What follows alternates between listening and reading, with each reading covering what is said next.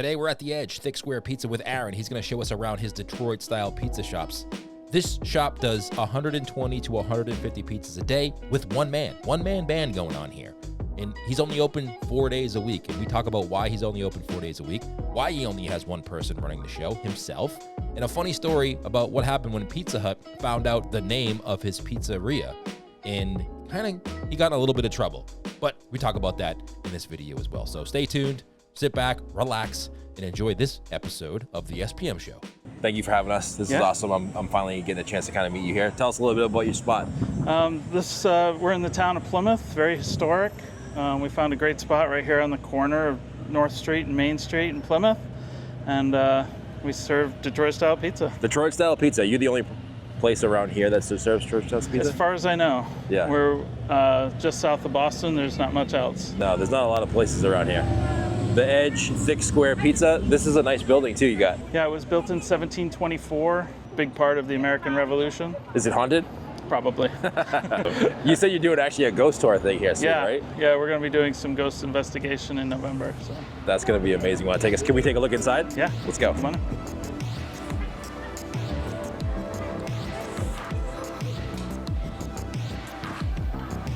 Tell us a little bit about you. When we were coming in here a couple minutes ago, you kind of said, oh man, this is a really historic building. And who are these people who used to live here? So back in 1724, when this building was built, this couple, James and Mercy Otis Warren, lived here. They also had a house up in Boston area, but she basically wrote the history of the American Revolution. She was pen pals with John and Abigail Adams, and she inspired the American Revolution. Sometimes right within this building. So back, how many years? 200 plus years ago. Yeah. Right in that back corner over there, they were talking about how to become a free country. Yeah, almost exactly 300 years. Now, you serve really good Detroit-style pizza. Yeah, I think she would have liked it. Yeah, I think so. I mean, Detroit-style pizza is great. One of my favorite styles. I mean, I don't think you can eat it every day. Maybe you're gonna say I'm wrong, but I eat it for 3 meals a day. Do you really? But I love it. It's like one of my favorite styles of pizza. It travels well. It delivers well. Like you can heat it up later. It's even super good cold. Right. First thing in the morning. Yeah, I think Detroit-style pizza might be the best pizza, like hot, room temperature, and cold. Transferable. Yeah, sure. Exactly. So tell us a little bit about the place now. I know when we did a podcast, which I'll link in the description below, you weren't here. You moved here recently, right? Correct. We recently moved here about a year ago, but we were 2 years on the Cape. So we closed that location and moved just exclusively here. Same amount of square footage, because I don't like to have a big restaurant, because then I couldn't run it by myself. So most of the time I'm here solo. Really? On Friday and Saturday night, I have someone come in and just be my assistant. So how many pizzas are you doing? We do 120 to 150 a night. All by yourself? Is that because it's Detroit-style pizza and like during the day you prep them up and they're ready to go? Yep. And I'll prep that amount, and once I'm out, I'm out. There's sometimes we sell out. In a couple hours? Yeah. All right, so one of the things that you said was like you run this as a one-man show. Why did you decide to do that? Why not have employees and kind of just manage it with people? I've tried having employees before, and I feel like I have a little bit more control over the quality and where things are and the inventory that I have. It's nice to have a helper. I have a helper and my son who takes orders. A helper that helps me on those busy times on a Friday night where people are walking in and orders are coming through the internet, to have those extra hands to do that. But for the most part, I'm the only chef. So that must be like, profit-wise, it must be a lot easier to run the books and manage the accounting because you don't have a lot of employees. All you're really worried about is like the rent, the cost of food and goods, and then whatever's left over is kind of just the profit of the business. Yeah, totally. And keeping it small lets me take that money and put it into quality ingredients or sourcing something locally or growing things in my garden and things like that. Is that something that, so for you, is this like this is my baby, this is what I want to do, I'm not looking to grow many locations, or is it? Just the one is fine with me. Yeah, I like that. Everybody feels like they open a pizza shop and they need to open 2 or 3 or 4. I feel like there's a lot of pressure for people. Yeah, I I have trouble because I get asked that a lot. Like, Yeah. do you ever want a franchise? Do you like?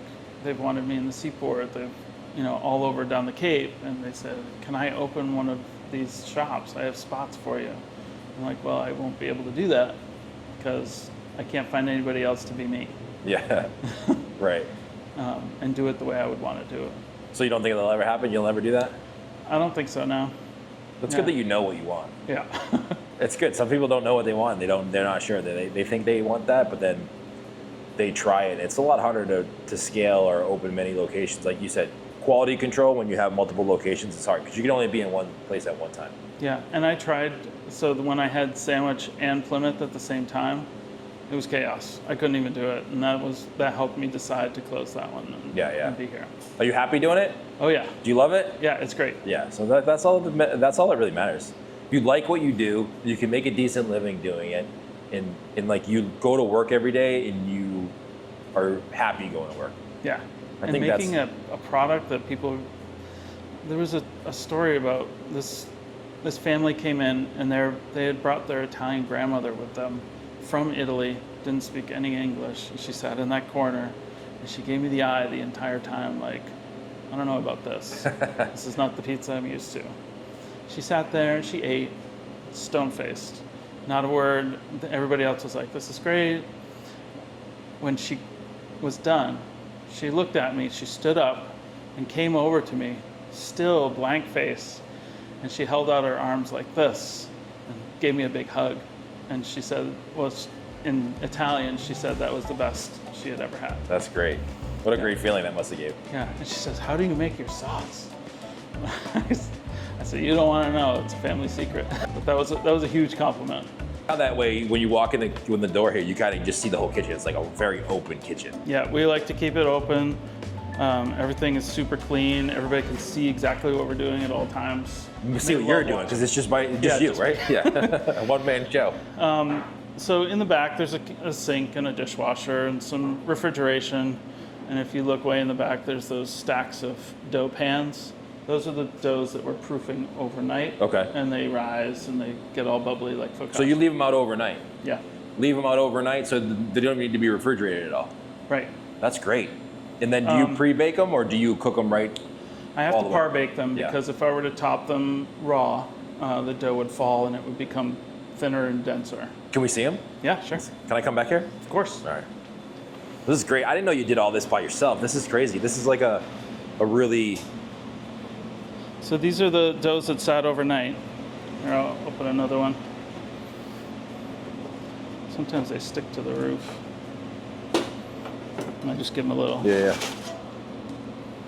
That's our nice bubbly fluffy dough. There you go. Then you just par bake that? Yep. What kind of pans do you use? So these are Lloyd's pans. Okay. And they're the ones that don't have the welded corners, so they'll last longer. The ones with the welded corners fail sometimes. So, Do they really? So these are a little bit rounded, but when it comes out, the pizza looks almost the same. Yeah. That's great. Then you said you do about how many of these a night? 120 to 150. So now if you did a different style of pizza, you probably couldn't do it all by yourself. Like if you were doing a New York style pizza where you had to make the pizzas If I had to from scratch, pizza and top them and bake them and do all that stuff, I would have to have a team of people. Yeah. So is that why you chose this kind of style of pizza too? Like the business model is easier for you to run? Yeah, that was huge. That was a huge part because I can par bake. These were the ones I did this morning. I could par bake these and just have them ready to go to put back in the pan, top them, and it takes 12 minutes to bake after that. Wow, that's not bad at all. So you do all the par baking like before you even open? Yep. And then once you hear, just customer comes in or they order online because you said you don't do phone calls. Right. Which is No another phone great calls. thing. That's awesome.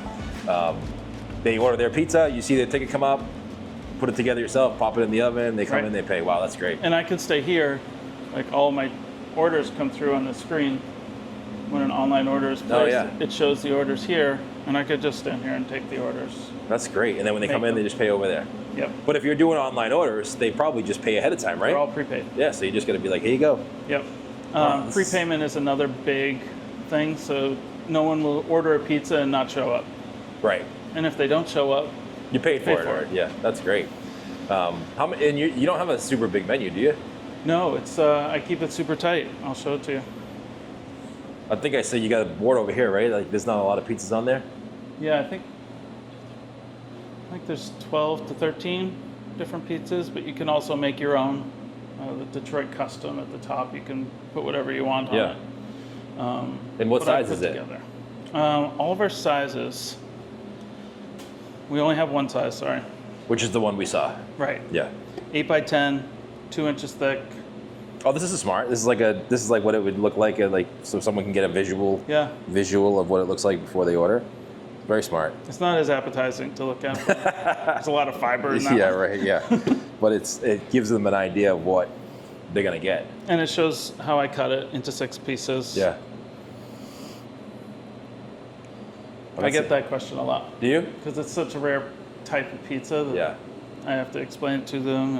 And even if this, like, someone probably looks at the pizza here and they're like, oh, that might be a little too small, but it's thick, so. Yeah, each one feeds 2 to 3 people. Yeah, you wouldn't think it does by looking at it, but you have 2 or 3 pieces of this and you're like, oh, that's enough. Right. It's satisfying. If that were stretched out into a round, thin pizza, it would be a large pizza. So. Yeah, those windows are nice. So these are the ones you already par-baked, or are you par-baking them now? I'm par-baking them now. Oh, so that's what it looks like when they're par-baked. They've risen so much that they stick to the top of the pan. Yeah. Well, you don't refrigerate it, so it just puffs right up. That's great. So you take the par-bake out, flip it out, let it cool, and then when it's done, you get another pan, put it back in there? Yep. Okay. So I can reuse the pans. I have a lot of them, but Are those pans expensive?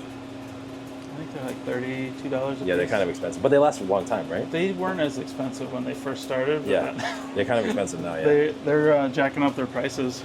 I think it's because they're so popular. Yeah, for sure. Everybody's using Detroit-style pans now. Just 2 convection ovens? Yep.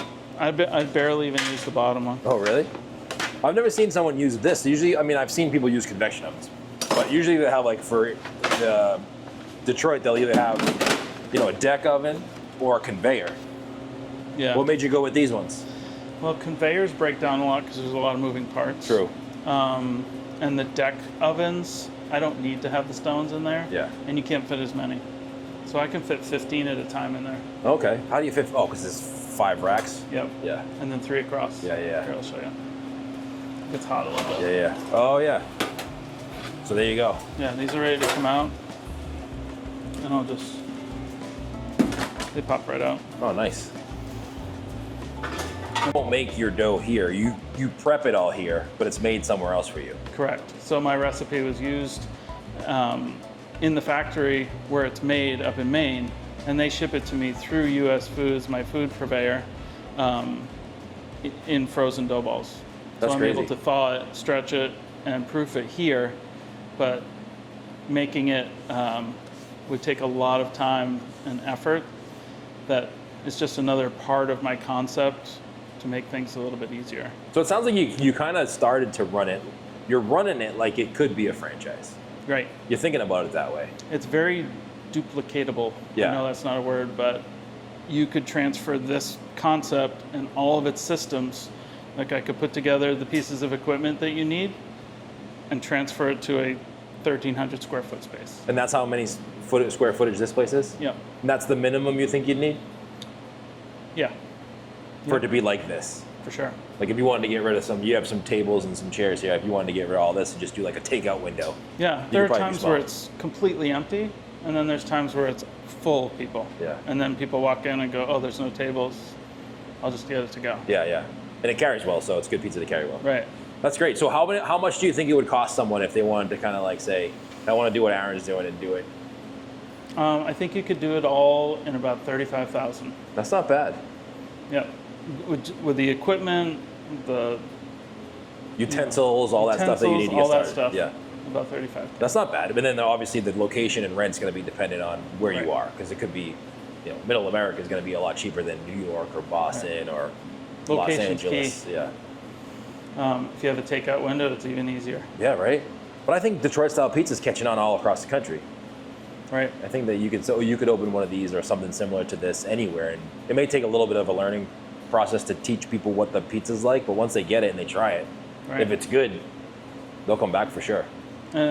Another thing that there's a lot of little things that I've done, not coming from a restaurant background, and I'm not formally trained in food service, is ease and accessibility. Like all of our products, napkins, utensils, pizza boxes, are all compostable and biodegradable. So we don't have trash either. Oh, wow. We recycle the cans that we sell. We sell cans of soda, and all of our stuff is compost. That's great. So these are our pizza boxes. So They these all are stack inside each other. So you don't have a traditional pizza box that people Right. think of. I You don't have one to of the- fold anything. Yeah. You don't see piles and stacks of pizza boxes. They all stack right inside. No folding. Is this That's key. this is a material that probably some pizza boxes makes it like the air gets caught inside and it gets a little soggy. I know those kind of absorb the moisture, right? Right. Yeah. And they stay open on the edges a little bit so the air flows. Do people get that? You're like, here's your 3 pizzas. They're like, what? Are they what is confused this? at first? They go, is this my salad? Yeah. I don't serve salad. Yeah. So I see at the bottom of that you got Instagram, Facebook, TikTok. Are you doing all your social media yourself? I do the middle two, the Instagram and Facebook. My son runs the TikTok page. Does he really? Yep. I'll link that up so we can all take a look at it. What does he do for it? He reposts videos, Yeah. but he also does some of the history Okay. in the surrounding area. He's got some pretty cool videos. That's smart because you are in a pretty historic area. Is a lot of your customer base locals or like people who visit this area? It's a good mix of both, and it depends on the season. Like right now, a lot of the locals are coming out and coming here when they didn't during the summer because they knew all the tourists were going to be here. Yeah, so we're in September. So this is Plymouth, Massachusetts, South Shore of Boston. Right. Very much a summertime location because of the great Oh, yeah. weather here. In fact, at the end of this street is the Rock, is Plymouth Rock, and the Mayflower is right there at the bottom of the street. We'll have to go stop there before we leave. Yeah. Go check it out. And I know your Instagram, you do a really good job of taking videos and pictures of your pizza. How do you do that? Like, do you just use your phone? Yeah, I just use my phone, and I come out here with natural light, either on that chair or on the top of that sign, and and take really good pictures of the food because once people see it, they go, I need to have that. The other thing about Detroit style pizza, it's very visual. Yeah. It looks, if you make it right, it looks very good. Yeah. In a photo or a video, it's very visually appealing. Right, and I'm topping and finishing a pizza inside that box, so when they open it, the first thing they want to do is take a picture of it and share it. Do they do that a lot? Every single time. And they tag you? Yeah. So is that how your social media has grown? Yep. I bet that helps too, because if it's locals, it's one thing, but if there's a lot of tourism and people coming from other areas, you get exposure from people who live way far away. Yeah, Which we is get a probably lot good. of Google reviews. We're at like 4.9 Wow. on Google, which is great. Everybody says positive things, and we love it. If people say that's the best pizza I ever had, I go, well, tell the Google. Yeah, right? It's great to tell me. I'm glad to hear it, but Yeah. it helps us spread the word. Right. Yeah, there you go. So this is that funny story I told you about in the beginning of this video about how Pizza Hut reached out to Aaron about the name The Edge. And here's what happened. It's from you too. Oh, yeah. Apparently, back in the 70s, Pizza Hut trademarked the words "The Edge" They did? on a pizza that they did. It was a thin pizza where their toppings went all the way to the edge, and they called it The Edge.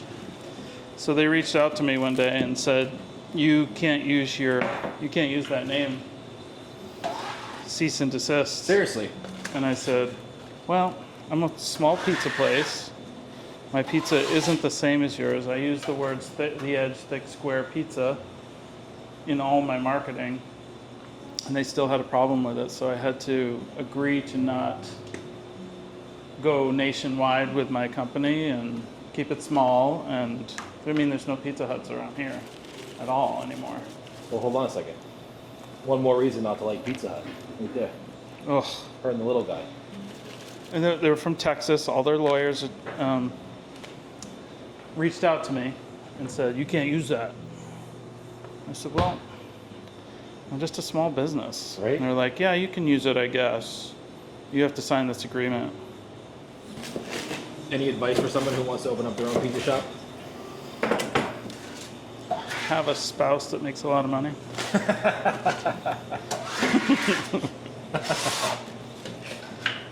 That's great. Or that makes any money. Yeah, right. It's hard, right? It's not Yeah. easy. It was a leap. Like, I want to say that don't invest too much up front. Start small, scale slowly. If you're trying to dig out of a lot of debt the first 3 years that you're open, it's not gonna work. Yeah. It's tough. Like, I could do it because I was popular, like a popular kind of pizza place, but even you started small, right? yeah, everything was, my first building was a chicken coop. It was a pigeon coop off of another person's restaurant off to the side. And scaled up from there. And then I moved into another building that was a little bit bigger, and then this one. That's good advice because you don't want to take on take bite off more than you can chew. Yeah, Which is what a lot of people do. If you're not gonna, if you're gonna invest $100,000, $200,000 over the pizzeria, you're not sure of the concept. Right. It's a huge debt you're gonna have if it doesn't work out. And then once you realize after year 2 that you haven't taken a paycheck in 2 years, it starts. Not fun. It's not fun.